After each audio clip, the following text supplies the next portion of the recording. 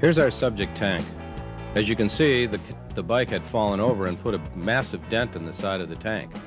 It had previously been candy painted and had a flame paint job on it.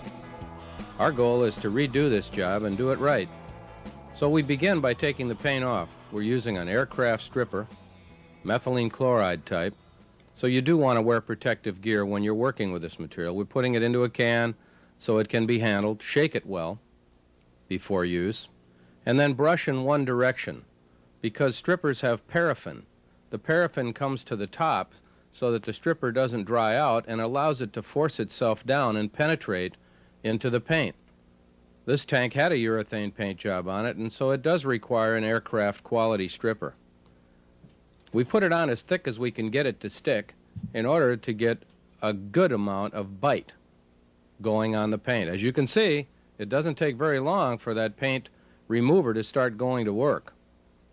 And now we will also come in with a stripper. You should wear gloves, and it's a very good idea to have eye protection on because you certainly don't want to splash any of this material on you.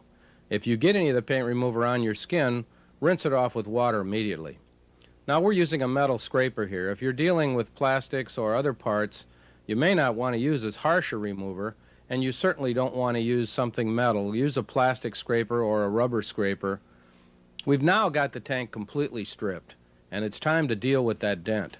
Here we've got one of those stud welding guns. It's a 110-volt machine that actually welds a stud on so we don't have to punch holes in the side of the tank the way they used to be done by drilling a hole and pulling it out with a screw. This welds a stud in that we can hook a pulling tool on and literally pop those dents back out. Now you don't want to pull them out too far because metal stretches when it's dented. So we want to feel with our hands and try and get as close as we can to the surface. Once we're satisfied, we take a side cutter and cut the studs off, and then take our grinder with a 24 grit disc and rough that metal up so that we can get our filler, our plastic filler mixed and onto this area. So we rough the entire area up, knock down any of the protrusions from the studs, clean it up as good as we can. This tank has been fairly well detailed. We put it in our bead blasting cabinet. We found some other dents and rough spots on the top of the tank, and so now we're mixing our filler. You put out an amount of filler that you feel you're going to need. Don't mix too much. Knead your hardener to make sure that it's well mixed, and then put on the appropriate amount, and then carefully mix the hardener in. You can tell by the color of it when the material is thoroughly mixed. And squeegee it out hard so that you're not putting any air bubbles in the filler as you're mixing. Just make sure it's well thoroughly mixed. Now we add it carefully to the side of the tank. Remember, whichever direction you're pulling from is the direction the putty goes, the plastic filler. So pull back once in a while at different directions to get it centered over the damage area. Now we've put it in the areas that we need it. So our next step is when the plastic filler gets to a half-hard stage, we go and get our half-round shredder. And we use a random pattern when we shred, just like we do when we sand, as you'll see. We try to get this because this is a form of blocking. Now we're going a different direction so that we don't set up a pattern of sanding that will show.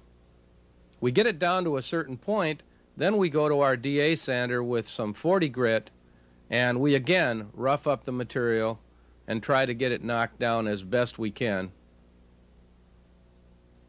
to get it close to where we want. You can actually do blocking with this, but my goal is to go around the outside edges of the filler and kind of taper it in as best I can, but still wanting it to be slightly high. Check it with your hand periodically to make sure that you've got it close. Now, we won't get it perfect until we go to our final block sanding. So we take the same grit, a 40 grit. Now, you can go down as fine as 80. I don't recommend going any finer. And again, we block back and forth, but again, using the random pattern of Xing back and forth over the damage area and feeling it until we're completely satisfied that we can't tell where the metal ends and the plastic filler begins. Once we're satisfied with that, it's time to tape off the tank carefully, blow it down carefully, make sure you cover these areas that you don't want any paint to go into. Now, on a gas tank, you should never have paint where the cap seals to the tank. That should always be bare metal. The reason for that is you get a good tight seal by doing that, and you'll never have any paint blistering. Providing, of course, you're using a good 2-pack primer. Now we metal etch and are careful not to metal etch where the plastic filler work has been done. We're using the Cosmic Color, it's not a urethane enamel, it's an epoxy, and it's called KP2. It's our fast-curing version of EP2. It's mixed 1-to-1 at 70% solids, and it fills. We'll put 3 coats of this primer on the tank, which will give us a dried film of approximately 3 mils. We don't need more than that. Now, in the bodywork areas, if you want to add extra primer, you can certainly do that if you've got a tremendous amount of sanding to do. Now, again, paying close attention not to get too heavy overlaps when we're painting. A good time to practice your painting is when you're applying your primer and your sealer, so that we don't get too much paint in given areas causing runs. Now we're guide coating by using a dark lacquer primer to just dust over this primer after it dried. We let it dry for 24 hours, and now we're folding a piece of 400 grit sandpaper, wet sandpaper, and we're going to fold it properly, the 3-fold method, tearing a paper in half, the 3-fold method, soak it in the water for 10 to 15 minutes prior to use. It makes the paper a lot more supple and easier to use. Then by flooding the tank with water and starting our wet sanding, you can also block certain areas, but generally speaking on a motorcycle tank, the guide coat tells you when it's ready. So we start our sanding by just using firm pressure back and forth and steady the guide coat. Don't sand more than you need to totally eliminate your guide coat, which is the dark gray colored primer. Now, as you see, when we move the camera in close here, that we have not gotten the scratches out of our bodywork. You can still see some of the 40 grit scratches. So that's the purpose of the guide coat. It tells us when to stop sanding. So we get back on it again, and again, use random sanding patterns. Now, if we should run into a problem that is very deep that we've missed, and we may need putty, it's an important time for us to get a catalyzed putty. Do not use lacquer putties in custom painting because they can bleed through and cause discolorations. One of the advantages of the EP2 and KP2 primer is it eliminates any chances. Now you can see a little speck here. It looks like we might have to putty this. It's a deep cut. But let's try a couple more swipes and see if we can get it without going to the putty. Use the catalyzed stain-free putty wherever putty is needed. And this is after the priming stages. Now we were able to get it out. All right, we again just keep sanding until the tank is complete. Again, what I was saying, one of the advantages of the catalyzed EP2 and KP2 primer is it prevents the bleed through of plastic filler. That's really a critical item because most painters fail doing custom work by trying to use lacquer type primers. They don't stick to the metal. That's when you get the blistering around the gas cap from the fuels because it can soften the lacquers. Now when a tack rag is purchased and taken out of the bag, most painters use it the way it comes out of the bag. That's not the way it's used. You should open the tack rag up completely as far as it can be opened and let it stand for 15 or 20 minutes prior to use and then put it into a loose ball for doing your tacking. Here we go right to work with it because we just want to show you how to get the thing open. They are a little complicated sometimes and it does take a while. The other advantage to this is they can also be used as an excellent diaper for the cup, as you'll see later in the video. All right, we go to our loose ball and we carefully air and tack the tank to make sure that we've gotten all the lint from our rags that we used for wiping the tank down. It's completely sanded, it's perfect, it's ready to go. So the next step is to mix our seal coat. The reason for the seal coat is, number one, it'll make the tank near the color of our base coat, and our chosen base coat is Orion silver, a very bright silver. Now we make this sealer in a red oxide and we make it in a dark gray for other chosen bases. Use the sealer that's best suited for your choice of base in order to get the fast, easy coverage. Now the sealer will improve adhesion. The sealer goes on and we wait about 1 hour before we begin our metallic silver Orion base coat. which is a very glamorous silver. All right, the sealer has dried an hour. We're using an older tack rag for our diaper on the cup, so in the event of a gun drip coming out the vent hole, it can totally ruin the job. So we put this on to protect ourselves. There's no isocyanates used in any of our shimmerin or any of our base coats. The isocyanates or the hardeners are used only when we go to our top coat clears or our candies. Any code beginning with U requires a catalyst. Now here we go with our silver. Notice the sparkle of this bright silver going on. Generally takes about 3 coats of the silver base to maintain full coverage. And again, we watch our overlap of coats so that we don't get any heaviness. We use a lot of care and time to get it on evenly and allow flash time between coats. This is very critical to painting, and we do like to do our painting in nothing cooler than 70 degrees. Each coat should flash dull before the next coat is applied, and that gives you a fast tape out. Then when we're all done and we've got full coverage, we put a couple coats of SG100 clear over the top, and this allows us after an hour or two's time to give it a light scuff, and that gives us our adhesion characteristics so that we can begin our tape outs. The reason for doing this is in the event of a mistape, we can correct it because a base coat can never be sanded directly unless it's a solid color base coat like an SG or our BC25 or BC26, because they're solid colors, white and black base coats, and the other solid colors with no metallics or pearl, they can be sanded. But here with the metallics or the pearl top coats, if you sand a pearl directly, you will put scratches in the platelets and literally ruin them. They have to go back to base coat. You have to begin again. So we don't want to do that. Now we use care not to touch the painted area or the area that's going to be painted with our bare hands. It's important that you try to use care to avoid it. Now in some areas you're going to touch it, but it's the laying on of hands and leaning on it that causes the transfer of oil from our skin that can sometimes affect recoats. Now, working with the tape, we generally prefer to work with an 1/8 inch 3M tape, and it's the Crepe Tape. The old style Crepe Tape is still my favorite. They do make it in plastic varieties, and many prefer this, but with the shimmerin bases, it's really not required. The Crepe Tape works fine. You don't get the creep back that you do with the lacquers because there isn't as much solvency in the shimmerin base coats, even though they behave very much like lacquer. Now you'll notice that I swing the roll and follow the swinging of the roll with my thumb to get a perfect sealing as I go. And I'm looking for a widening of the flame as I progress towards the front of the tank.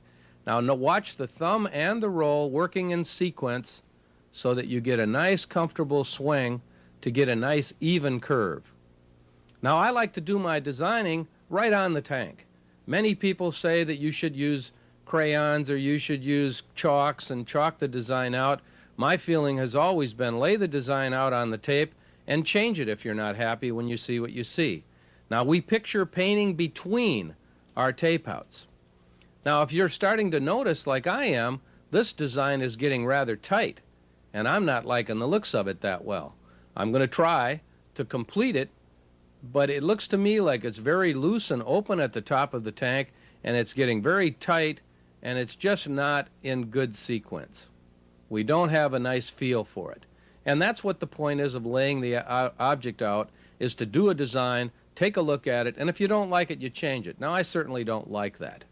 It's way too cramped at the bottom, loose at the top. We're going to have to pull the tape off and start over. No big deal. Takes a couple of minutes. So let's remove some of this tape. It's way, way tight in this area, and it doesn't have the look that we're looking for. And that's where practice comes in, by working with the roll of tape. In order to get the curves and the turns to work right for you, you're going to do some practicing, and that's what's required. Now put your fingernail on there, and you can snip that right off. And again, now let's start and see if we can't broaden this a little bit and get a better look. Again, swing the roll and do your sealing with the thumb. You can pull it and reseal it, pull it and reseal it. It'll take that many times before it gives up. But it does occasionally give up, and you'll have to just tear off a piece of tape, because it loses some of its adhesive values. All right, now we've got something that's looking a little bit better. It's still somewhat tight, but I think it's livable. All right, again, watching the line grow as we pull the tape back.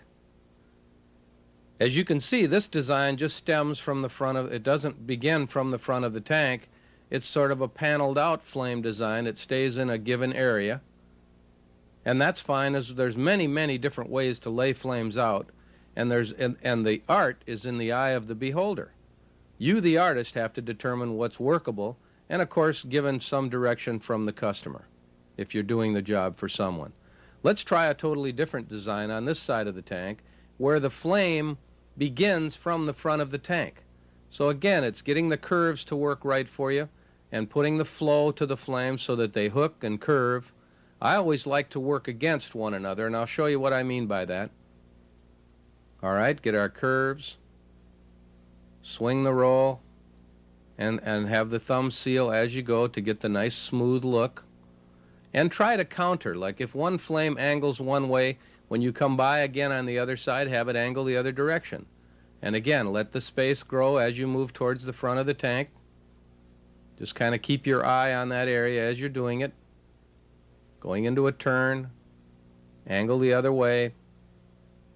It's hard to see what's happening up on the top here, but we'll start going down onto the side very soon.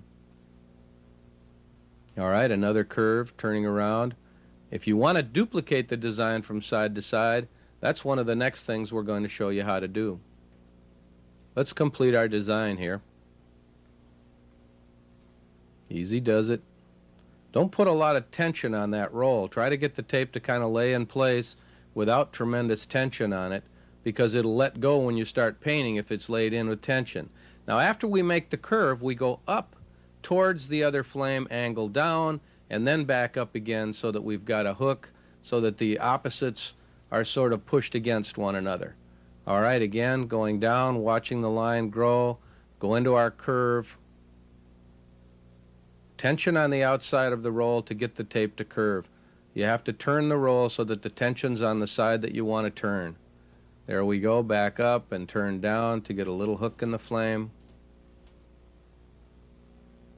All right, begin again. Head towards the front of the tank, watch that line grow, and right after we go past our first roll, we turn up, go into another loop. Now in this design, the whole front of the tank will be painted, and we'll be painting everything between the tape.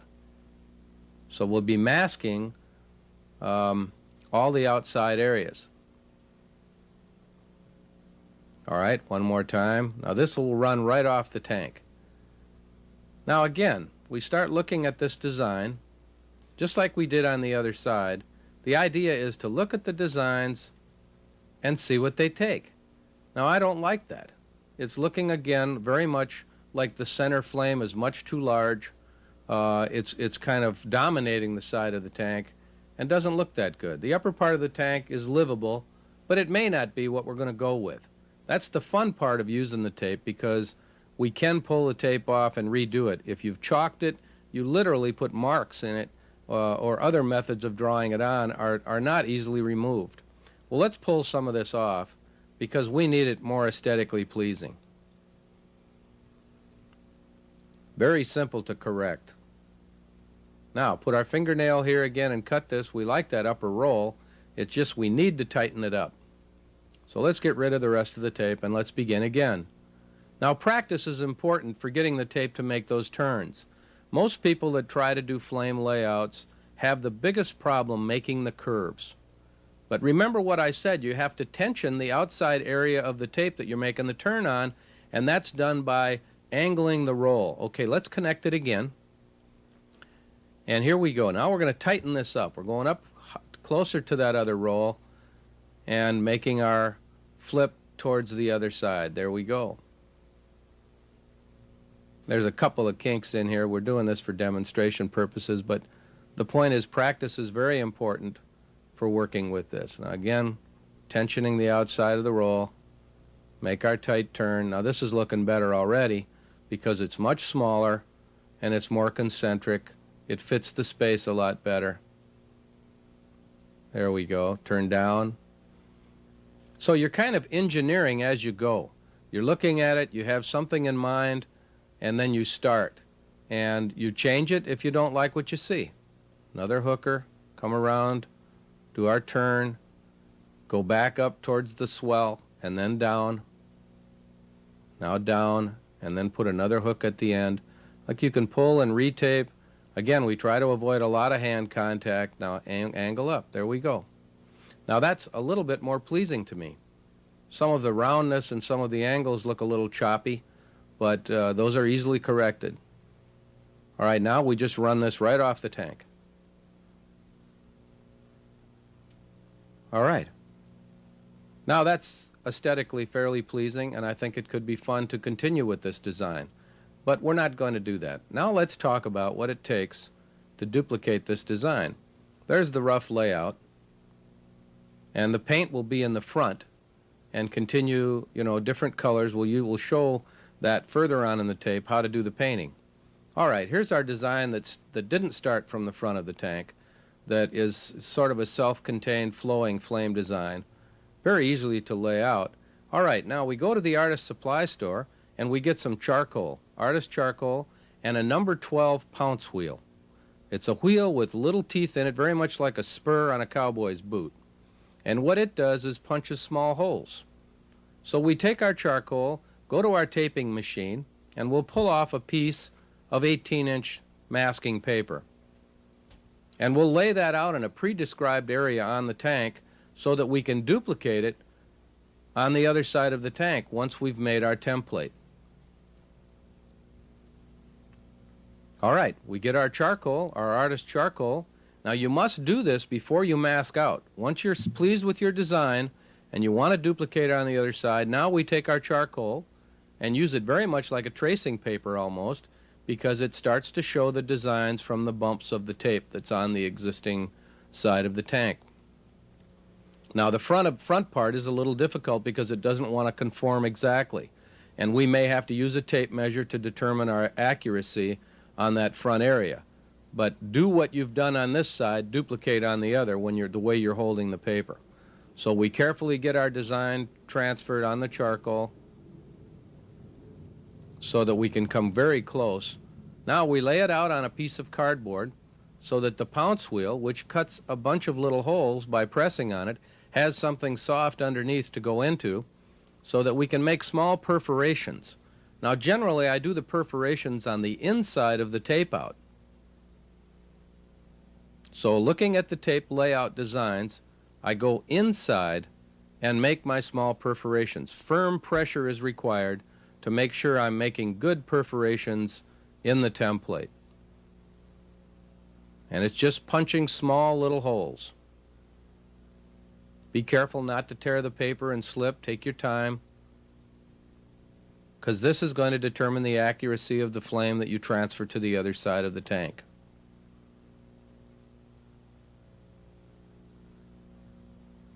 Again, I am using very firm pressure. I want to go down into that cardboard. I want to know that I have cut a good hole in the template.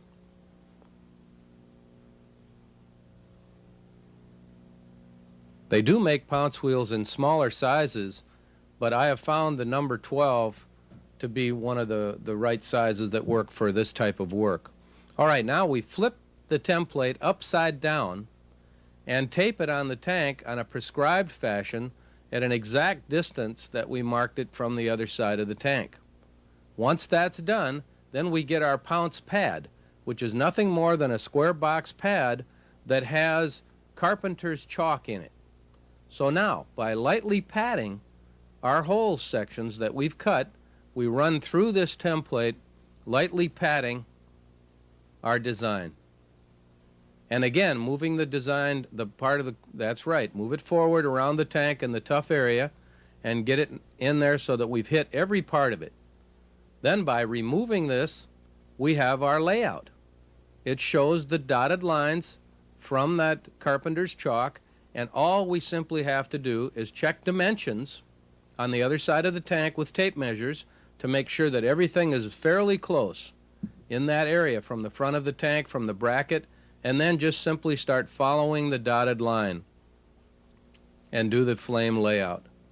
which will duplicate what we've got on the other side of the tank. The chalk is easily removed with a damp rag once the design is fully laid out. And it doesn't hurt to check where the tips come out, how far from the bottom, using a small pocket measuring device.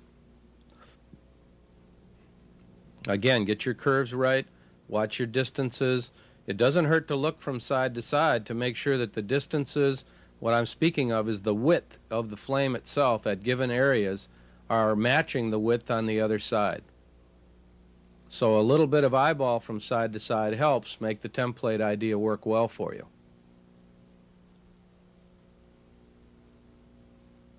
It's so easy to do this and to duplicate and match things so perfectly from side to side. Many painters say, well, you can't see both sides of the tank at once, but they're always pleased when things come out very, very close.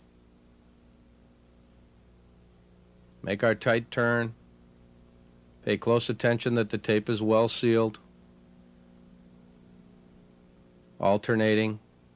And then again, look from side to side to make sure that things are being somewhat concentric.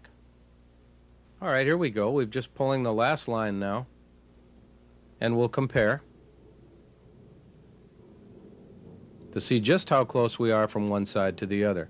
Working with this 1/8 inch crepe tape is nice because it turns so easily. Some of the new plastic tapes work well, but I'm not sure they turn as well as the crepe tape. And the problem that people find with the crepe tape is the creeping of color. That doesn't happen as readily with the Shimmerin bases. All right, here's the one side. Now let's just take an eyeball of that and see how close we are when we turn to the other side. They certainly look very, very close. If you want to make minor changes, you certainly can. Now, not liking that design, we elaborated a little bit. We took that basic design and changed it and did some elaboration. We went to a scallop up on the top. The straight lines are kind of a scallop flame up on the top, and then went into the flaming down on the bottom. So now it's simply a matter of masking out. Remember, we're painting the center of everything that we've done from the front of the tank back. So now we take our 3/4 inch tape and we start our tape out. Remember how we talked about putting tension on a certain end of the roll in order to get the tape to properly turn for us? And that's the same with the 3/4 inch, only it's more prevalent. And for cutting the tape as well. Put tension on the side of the tape that we want to tear. So we lay it down, put our thumb on one side, tension that side. I use a fingernail, basically. And we try to put the tape on very much like a roofer lays the roofing on a house. They start at the bottom side, and you constantly lay the tape over that. By doing that and layering the tape one on top of the other, starting from this point, from the front, working towards the back, when you go to remove that tape, you simply grab hold of it in the front, and it pulls the entire amount of tape that you've put on off. So that's engineering for speed. Try to use as little tape contact as possible. Our goal is to get a 50% overlap on the 1/8 inch tape. That is, the 3/4 inch, edge of 3/4 inch should lay right in the middle of the 1/4 inch, or I mean the 1/8 inch tape. All right, again, making our sweeping turns. By putting tension on the outside edge of that tape, you can make the tape go around those turns real easy. And then make sure everything is well sealed. Mistapes will happen anyway, but if you take special time to tighten down all those little openings, we're sure that no overspray is going to go through. Now, when you've got reverse curves, cut the tape and break it, because otherwise you're going to have openings on the edge which are going to allow overspray. See, we're break there because we can't turn down on the tail of that flame. All right, here we go, up over the top. Now we've got a pretty broad area here at the gas cap. Let's bring in a piece of 3 inch off the masking machine and fit that into there so that we don't have to use a lot of tape. Paper is obviously cheaper than tape, and it can be folded in to make the fit. Make sure it's well masked and laid down good so that we don't get overspray going underneath any of these areas. Make sure it's well sealed to eliminate that overspray. Tape down any loose edges. Make sure they're taped down thoroughly. All right, let's continue. Again, we have to piece here because we can't get that reverse curve. If you've got the curve going the other way, it opens the edge of the tape up and will promote overspray from getting inside there. All right. Again, we can use paper wherever we can. Now here we're going to 1/4 inch tape in order to fill in some of the gaps that we can't get in there with the 3/4. So you'll need a roll of 1/8 inch or 2, and you're going to need some 1/4 inch and some 3/4 inch tape. And a taping machine or masker is very good because you need to hang paper in the areas that you don't want to use a lot of tape in. Here the tank is completely taped, and we're ready. We've mixed up some magic blue pearl, and we're going to use that as a shadow for a continuation of this flame design. This is only the first tape out. Now this is not required. Obviously this tank could be used the way it is by simply pulling tape and clearing it with a silver tank with the blue shimmering pearl on it would be fine. But I like things more colorful, as you'll see as we progress. So we just put on a light coat. Again, allowing flash times between coats is extremely important. And don't try painting in cool temperatures. You basically need a minimum of 65 degrees, and I highly recommend 70 for doing your painting. The temperatures and air movement are what's required to remove the solvents from the paint. Catch your bracketry up in the front, inside and out, to make sure that everything is well covered. Now we can begin to see if our tape out was properly done. Starting at the front, you should be able to pull the whole tape off. That's the way it should work. It saves time. You're not picking at each individual little piece of tape to remove the tape. Now here's one that we purposely didn't do exactly right. See what happens? We didn't layer over. Now we've got to go back in with our fingernail. It's not that it's the end of the world, but it doesn't take any more work to do it so that it pulls in one fell swoop. And that really transfers to saving time. When you get into doing custom work like this, everybody assumes it's going to take tremendous amounts of time. It does take some time, but you have to engineer yourself to make that time reduced so that you can get the job done quickly. You don't need to make more work out of it. Now we pull our 1/8 inch tape by pulling forward and away from the design so that we get a cutting action so that it doesn't tend to try to pull any of our design paint off. And speed can be done. One thing about the shimmering base you'll be impressed with is it doesn't cling like the lacquers do, and you don't have edges to clean off with your pocket knife. It pulls away absolutely clean. The edges are extremely low because 3 coats of shimmering are generally about 1/2 mil. So on this job right now, we've probably got 3/4 mil of paint, that's all. We're going to do our build-up with the clear. Now, thank heavens we put the SG100 Intercoat Clear on this metallic. If we had to sand the metallic directly, we'd ruin the job. So here, with our SG100 in it, we can take a piece of 600 grit paper, water paper, lightly dampen it, and we can come in and deal with the mistapes where we've made our little errors in taping. Couple of swipes and they're gone. Carefully look the work over, and some even like to knock some of the edges down from the tape outs. Do that carefully if you decide to knock the edges. The edges are minor at this point. So we go along, remove all of our mistapes, and then wipe the tank down, and we're ready for our candy color. This tape design that we've done is, as I said earlier, is going to be a shadow. Now there's another little spot we almost missed. Carefully look it over. You don't get a second chance. When you've gone to the clear coats or the candy coats, you have to live with these imperfections. Now this tank would look good just by itself. If we simply wanted to clear coat it and complete this job, this could be the end. I would have naturally added more color to the flames to highlight them and make them jump a little bit more, but it still would not be an unattractive tank. Here's the color we're using. Candy Wild Cherry, UK3. It's 2 parts of candy to 1 part of catalyst to 1 part reducer. And to that mixture, we like to add an extra 3 ounces based on a quart mixture. Now here we're taping some tape on the tank to show you that you have to carefully follow your pattern overlaps. Now on the base coats, we used a 50% pattern overlap. That means that the first pass was overlapped 50% by the second.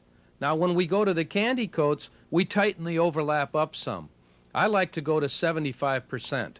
Now you can see the shape of this tank. It's very bulbous in the front and it narrows to the back. We have to draw straight lines through the object so that we don't get a convergence of passes.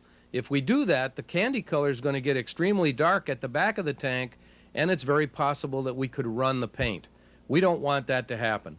So as you can see here with the basic layout of how we're going to make our passes, we're going to do the bottom of the tank first pass, second pass, and be very careful on those overlaps so that we don't put a run someplace or darken the candy color. The first pass on the top of the tank also is wide in the front and narrows towards the rear, and that must also be considered when you're doing your painting. Here we go. We're using a 75% overlap. We're taking tight passes. We're hardly pulling the trigger of the gun. We're spraying with a production equipment with 60 psi pressure, and that's also the same pressure that's used on the base coat. When we go to the small touch-up gun, we drop the pressure down to 35 pounds. You don't need the high pressure on the smaller guns.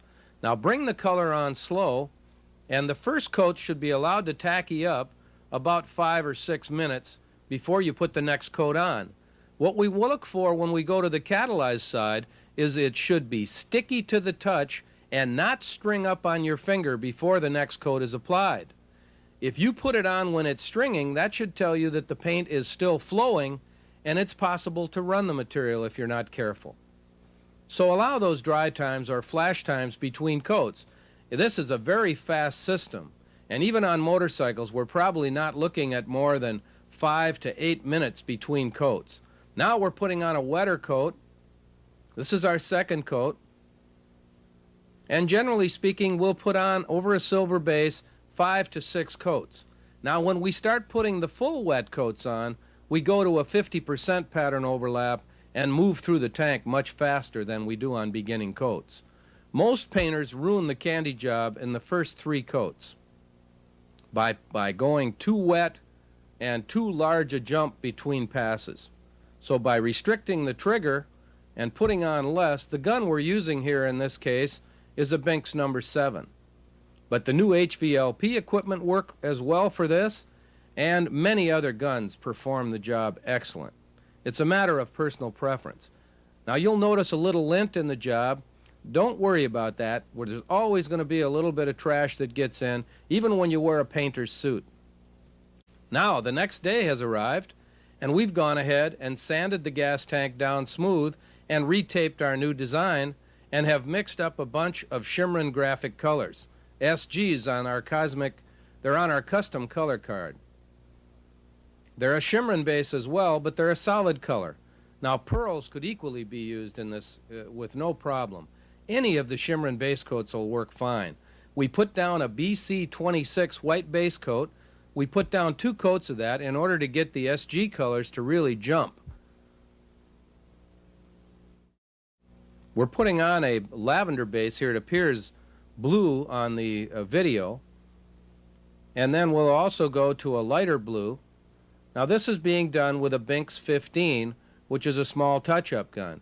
DeVilibus makes one called an EGA, and Sharp as well has an excellent touch-up gun. And Seda just came out with a new one, a gravity feed, a little mini jet, and that's a beautiful gun as well. They run anywhere from $100 to $175. Again, we're working at 35 psi at the gun, and if you notice, the hose to this gun is the lightweight hose that's of optional equipment for the gun. I highly recommend it because it gives you freedom of movement rather than using a large 5/16 hose.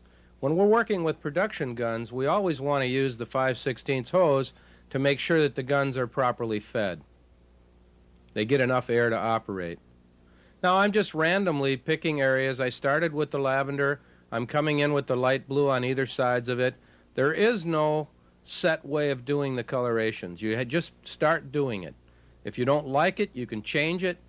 This is the fun part, the creative part of just throwing the color in. And I've mixed 5 or 6 colors. I've mixed the 2 shades of blue, I mixed a red, I mixed a magenta base color, all in the SGs. Here comes the magenta.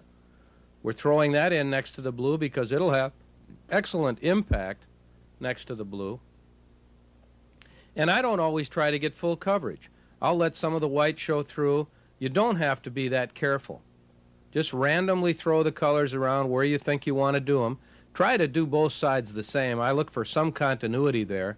What I do on one side, I go and do on the other side, so that both sides look somewhat alike. We've gone to the work of trying to duplicate the art. Let's try to duplicate it as well in our painting. I've thinned the shimmer and base materials out. They're thinned 50%. In other words, 2 parts of the shimmer and base color to 1 part of reducer. And you can use a little bit of extra reducer at this point, but we're not putting it on. We've restricted the trigger pull. We're just hardly putting it on. And we've got the fan of the gun narrowed way down so that we're just working in small areas on these flames. I put a thinner cup there so I could change color as well. Now we're going to the red and adding our secondary color. You can leave white show between these colors as well. There's no set methods. In fact, that can be kind of fun, to not do things exactly perfect. On a flame, it's not expected. Try to watch spillage of color, though, so you don't spill into your blue. So I do restrict the pattern down for that reason.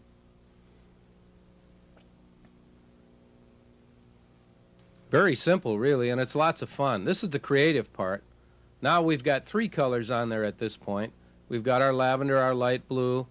Now I had to go back to the magenta because I'd forgotten a spot back on one of the flames. Then go back to the red, touch that up. And then we'll put some yellow, some light yellow to the rear. Now you can go either way with this. Some people like the yellow at the front and go to the blue at the rear. In other words, the heated colors at the front, the warm colors going to the cooler colors at the back. Here I just did something totally different. I put the blue at the center, which would be the hottest part of the flame, and I'm branching out with some of the warmer family colors. Now we'll come in with some yellow here soon and fade yellow back to the outside, the back side of the flames. And then we'll bring some orange in and temper that mixture. And we'll probably highlight some other areas in the flames as well, because we don't want to have it there. We've got our yellow in. Now we'll bring in some orange and fade back with a little bit of orange. And we'll probably touch some orange onto the blue or some yellow onto the blue to highlight some parts of the flames. And that'll pick up a little greenish cast. That's the fun thing about blending colors together. You can come up with extra colors many times by doing the blending. So it's very simple, really, in this point. This is the fun part, because you've gone through all the work of masking everything and getting it right. Putting the paint on goes real quickly. This is not taking more than 10 minutes to do all of it. Now let's highlight a little bit on these rounded areas in the front. Check everything over to make sure that you've got the right colors in the areas that you want. And now we tone the gun way down and kind of highlight the front rolls of these flames. Now you can see I missed one at the back. It'll magically appear done here in a minute. But you try to do everything with some continuity so that there's some sameness going on through the tank. That's all there is to it. Now you can see I did get to the rear one at this point. Now again, if we've done our taping properly, we can grab in the front and we should be able to pull all of this tape off. And we try to leave our outline tape for last and remove that at the last moment. Now if this is taped right, this should come completely off. Pull all the way through. Doesn't take any more time to tape up like that, but boy, does it save time now, huh? That comes off very easy. Again, grabbing the front. You need fingernails for this. So if you bite your fingernails, you gotta quit. Here we go. Comes off very simply. Now there are some tape marks. Now you can see our shadow slightly, and it'll show better. Now again, removing the 1/8 inch tape, pulling forward and away from the design to get that nice cut so that it doesn't tend to try to pull anything off, any paint off. We get all the outline tape off, and then again we have to clean the tank up, and we should be ready. There you can see our shadow from our first flame layout. Now obviously shadowing a flame is not required. It's something you do for an extra. It gives it a 3D or three-dimensional effect. It makes the flames look as if they're jumping off the tank. It's a bit of extra work. Now we take our Scotch-Brite and we wet it with clean water. No soap in the water, just clean water. Fold it in half, immerse it in the water, and we'll go over the design now carefully. You don't want to rub hard where we've done our painting because we didn't put any clear over it. Now you could use SG100 clear over the artwork so that nothing would get rubbed off at this point. And it's a very good idea. You're protecting yourself along the way. We're taking it easy here. We're looking the tank over carefully, looking for mistapes, because that can happen as well. We want to eliminate all of that. Just wipe the tank down with a very critical eye because we're going to clear coats next. And when that happens, anything that's buried under there that we haven't seen or gotten off, and inspect the bottom of the tank as well, because many times overspray can get through and get at the bottom of the tank. You want to make sure it's right so we don't have to back up. This keeps us going forward. Now we've got our wipe down. Again, we're gonna air it and tack it. We have to get any water that might be on the tank from our scuff pad use completely off of there. So an air and tack rag or an air and ragging first with 60 psi pressure would be fine. And then tape up the openings of the tank as well so that no paint goes inside the tank. It's a good time to change the tape at the top of the tank as well.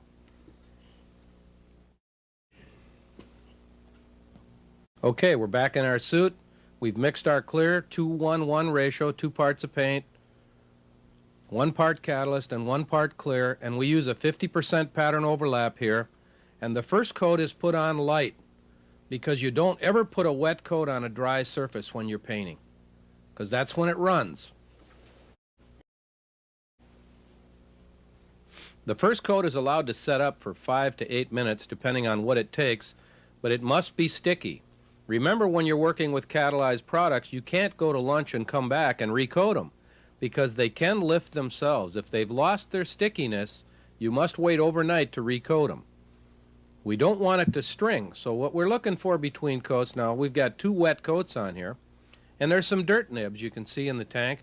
Don't be concerned about them. They're lint and they will come out before we're completed. All right, looking pretty good. But we're going to do better. We're going to pinstripe the flames.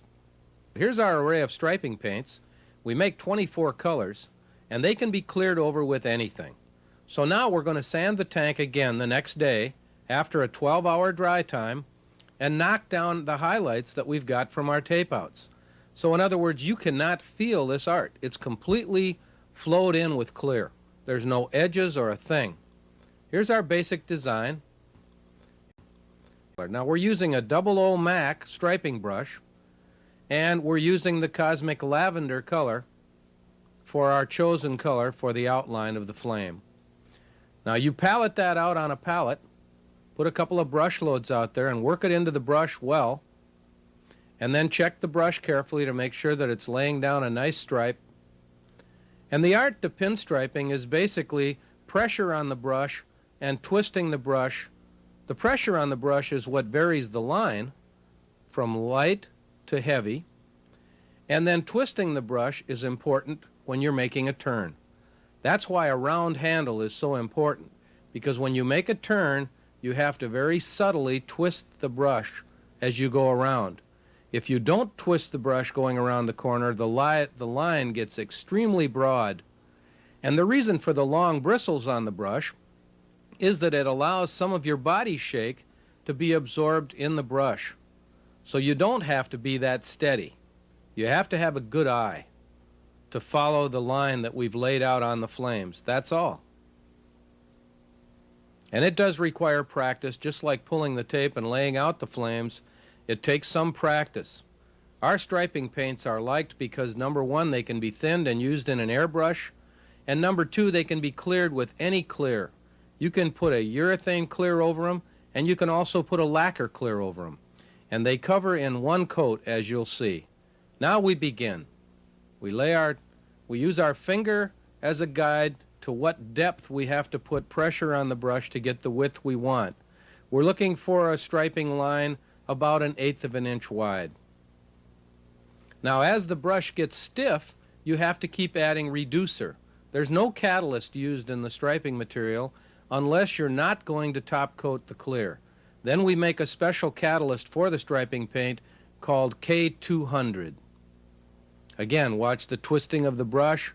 Certain areas you have to angle the tank up to get good position on it and get the brush to twist to make those curves.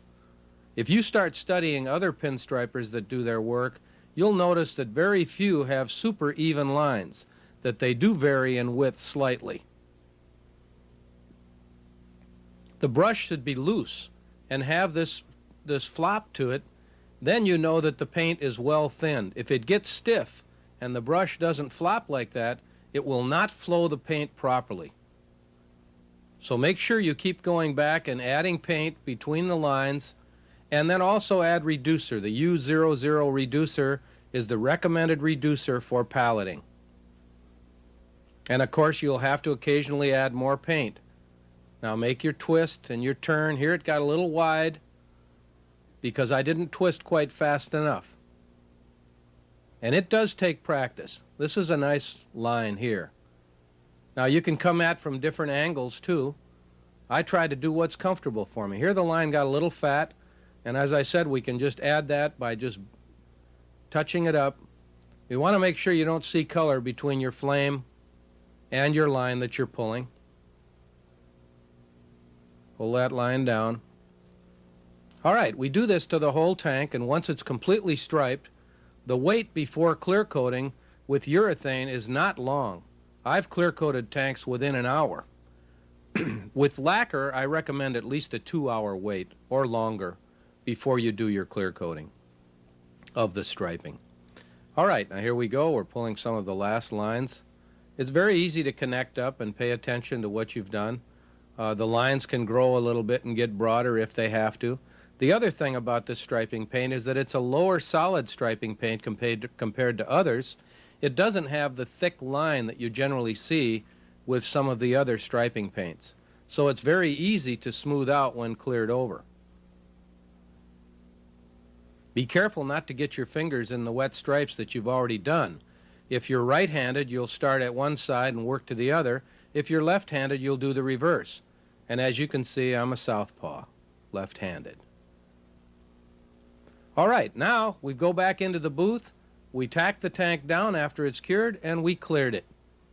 Now, there are little bumps there from the striping paint.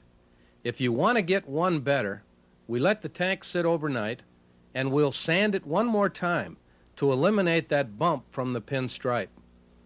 You know, at the current car shows today, artwork, extra points are given if it can't be felt, if it's buried in clear.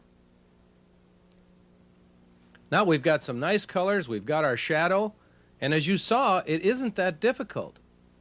It isn't something that anybody can't do with a little practice. Now here we're using a wet sanding tool. I don't always advise using the tools except for the big areas to get the big areas knocked down. Now if dirt nibs should get in when you do your final clear, they can be sanded out with 2000 grit, 1500 grit, or some even use 1200 grit. On motorcycles, I like to do the first sand with 15 and go over it again with some 2000 before I bring out the buffer. And then you can make them perfect. This eliminates any of the dirt nibs that might get in the job and makes the job perfect. So we blow the water off, we get our little foam pad. Meguiar's makes a foam pad that works in a DA sander. Others may also have comparable products. We've worked with these for quite some time. And they're a nice little tool for motorcycles. You just take your DA sanding pad off and replace it with a buffing pad and use some compound that's recommended for the foam pad. And with light pressure and just kind of spending some time back and forth, you should use 2 hands here. Put the polished material down and so it doesn't come unglued on you and hit something and shred your pad. A little more compound. You may have to buff a couple of times to get the 2,000 grit scratches out, but the tank will come up just like glass. And no dirt nibs, no imperfections from the gun pattern. It's absolutely perfect. Use a little bit of pressure and just take your time. You need to generate a little bit of heat when you buff urethane, so you don't want to move too fast. Let some heat be generated. But as you can see, these sanding scratches, the 2,000 grit scratches, are coming out extremely fast. Now, we finished our striping by putting 2 or 3 more coats of clear over the top, and now we'll put some high-tech swirl eliminator over the top to get rid of any swirl marks that we might have put in with our foam pad. And then we'll hold back from waxing for at least 60 days is normally recommended. Waxing will help clean up, but will not improve the shine. The shine is going to be tough to beat. Now we've got a fuel-proofed finish here. You can spill gas on this tank all day long, and it will not discolor, it will not change, it will not lift the paint away. It will hold up extremely well. And the striping won't come off, like it will with normal striping paints, because it's buried under a urethane 2-pack clear coat. This job should last for years if he doesn't fall over again and cause problems as happened with his last job. Now, this is a much more elaborate and nicer flame design than what he had when the tank was brought in. And I'm sure he'll get a lot of attention and compliments on the job. And it's something that's easy to do. As we said earlier, when it comes to art with flames, there are many different styles, this being just one. And no two painters do the things exactly alike. And that's the way it should be. Look at the gloss in this tank and the shine. That customer is going to be extremely pleased with his tank, and he'll get compliments. That's what's so much fun about custom painting. You never tire of this kind of quality work. At least I haven't in 35 years of doing it. I think you'll have a lot of fun playing with it, and it doesn't require that much material and equipment to do. We didn't use a lot of paint. The paint that we purchased to do this tank would have done a couple of fenders as well. The Cosmic Custom Painting System is one you really will enjoy working with. Here's a rear fender on a Harley that we did a ghost flame on. It's difficult to see on the film because that's the principle of it. Here's the tank that goes with that, just kind of a lighter color or a color that's very close to the same color of the candy. Here's a EXT snowmobile hood that we flamed with some Arctic Cat colors on a new snowmobile. Here's the plant manager's pickup truck that we did over the holiday season. We've got some pinstriping. We did some small airbrush work on the wheels and pinstriped the wheels to kind of give it a little bit of a jump. We did some graphics on the side and lettered the logo on the side of the truck as well. I think you'll enjoy working with the products once you get used to them. We do have a technical manual available. When the products are purchased, simply ask for the technical manual, and it covers a rundown on each and every product that we manufacture and do's and don'ts that you should know during the painting process, so errors are eliminated.